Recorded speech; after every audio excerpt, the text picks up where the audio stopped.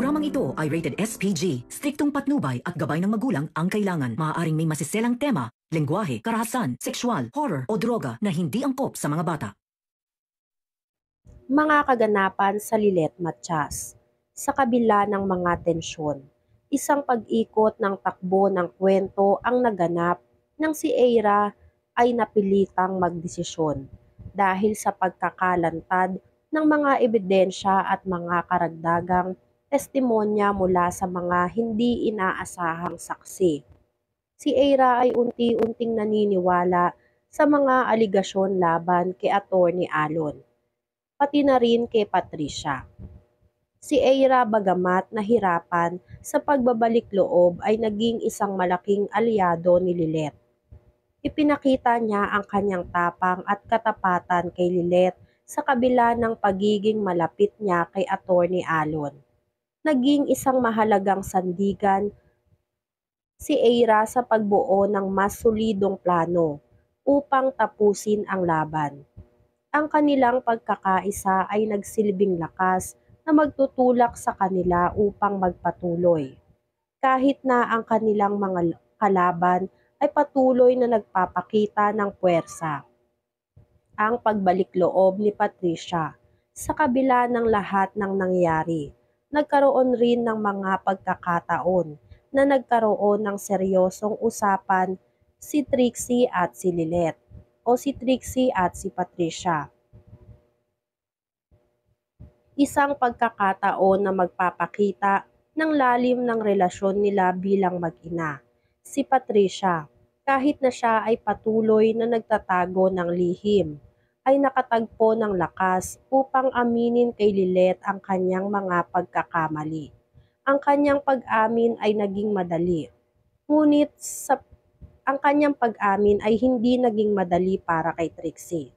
Ngunit sa pag-amin ng mga kasinungalingan at lihim, nakita ni Trixie ang tunay na halaga ng pagiging tapat at ang kahalagahan ng pagpapatawad sa kabila ng matinding sugat na dulot ng mga kamalian ng ina. Si Patricia, bagamat nagkamali, ay pinili pa rin ang kanyang anak at ipakita ang kanyang pagkakaroon ng malasakit. Nais niyang itama ang kanyang mga pagkakamali, ngunit nahirapan siyang humarap sa mga epekto ng kanyang mga desisyon. Pagharap sa legal na laban. Ang legal na laban kay Attorney Alon at Patricia ay naging mas matindi at mas komplikado. Si Lilet bilang isang abogado ay hindi na lamang nakikipaglaban para sa kanyang pamilya, kundi pati na rin sa mga prinsipyong pinaniniwalaan niya bilang isang abogado. Nais niyang ipaglaban ang mga karapatan ng mga biktima ng kalupitan at sa kabila ng lahat ng mga personal na pagsubok, pinili niyang manatiling matatag. Si Attorney Alon, sa kabilang banda, ay hindi magpapatalo ng madali. Sa kanyang puwersa at impluwensya, ginamit niya ang lahat ng mga paraan upang mapanatili ang kanyang mga lihim. Ngunit sa huli, ang abilidad ni Lilet sa paggamit ng batas at mga taktika sa pagkalap ng mga ebidensya ay nagbigay daan sa mga hakbang na magtatapos sa kanilang laban. Ang paglalantad ng katotohanan. Ang huling kabanata ng kwento, si Lilet Matias, ay ang pinakapuno ng emosyon at tensyon. Matapos ang lahat ng paghihirap, ang mga lihim na matagal nang tinatago ay tuluyan nang ibinukas sa publiko. Ang mga kaso laban kay Attorney Alon at Patricia ay isinampa, at ang buong kwento ng kanilang mga kasalanan ay nailabas sa mga mata ng publiko. Ang mga saksi ay nagsalita, at ang ebidensya ay hindi matatawaran. Si Lilet, sa kabila ng lahat ng mga personal na sugat at emosyonal na pasanin, ay nagtagumpay. Hindi lang siya nagwagi sa korte, nagwagi siya sa kanyang mga prinsipyo at sa kanyang pamilya. Ang katarungan na kanyang ipinaglaban ay hindi lamang para sa mga tao sa labas ng kanyang buhay, kundi pati na rin sa kanyang sariling pamilya.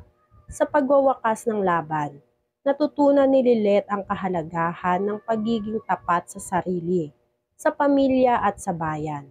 Ang pagpapatuloy ng buhay at mga pag-asa. Habang ang kwento ni Lilet Matias ay nagtatapos sa isang tagumpay, hindi rin ito tinatapos ang lahat ng mga pagsubok at laban na kanyang haharapin sa hinaharap. Ang pagkatalo ni Atty. Alon at ang pagpapatawad kay Patricia ay magbibigay ng bagong simula para kay Lilet at sa kanyang pamilya. Sa huli, ang kwento ni Lilet ay nagsisilbing simbolo ng tunay na laban. Ang laban ng isang abogado hindi lamang sa korte, kundi sa mga sarili nilang lihim, prinsipyo at pananagutan. Lilet Matias sa kanyang pagiging abogado ay nagpatuloy na magbigay ng inspirasyon sa iba. Ang katarungan na siyang tinatanaw niya sa bawat hakbang ay magiging gabay sa pagbuo ng mas matibay at mas tapat na mundo para sa bawat isa. Ang mga sumusunod na kabanata ay magdadala ng bagong pagsubok at pag-asa, isang bagong simula para kay Lilet at ang kanyang mga mahal sa buhay, habang patuloy nilang ipaglalaban ang tunay na hustisya at katotohanan sa isang magulong mundo.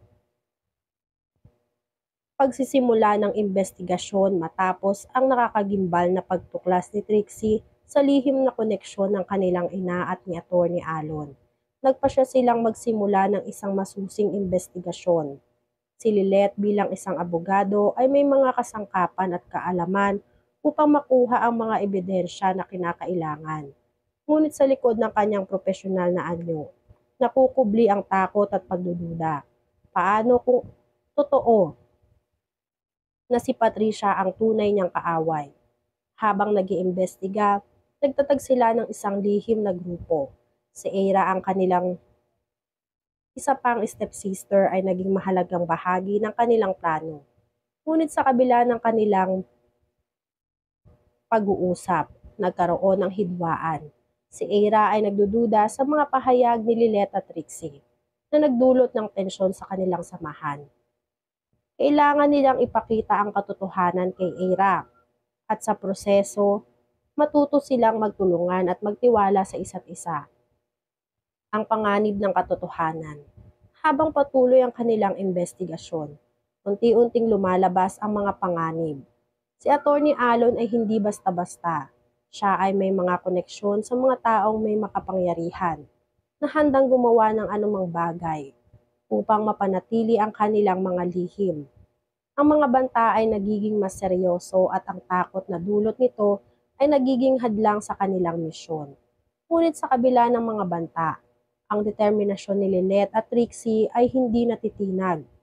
Ang kanilang pagmamahal sa isa't isa at sa kanilang pamilya ang nagbigay sa kanila ng lakas upang ipagpatuloy ang laban. Sa bawat hakbang, natuto silang maging mas maingat at mas matalino sa kanilang mga desisyon. Yan nga ang mga kaganapan at mga dapat nating abangan dito sa Lilet Matias. Kung gusto niyo pa ng mga ganitong klaseng video ay mag-subscribe at i-like itong video na to. Maraming salamat po.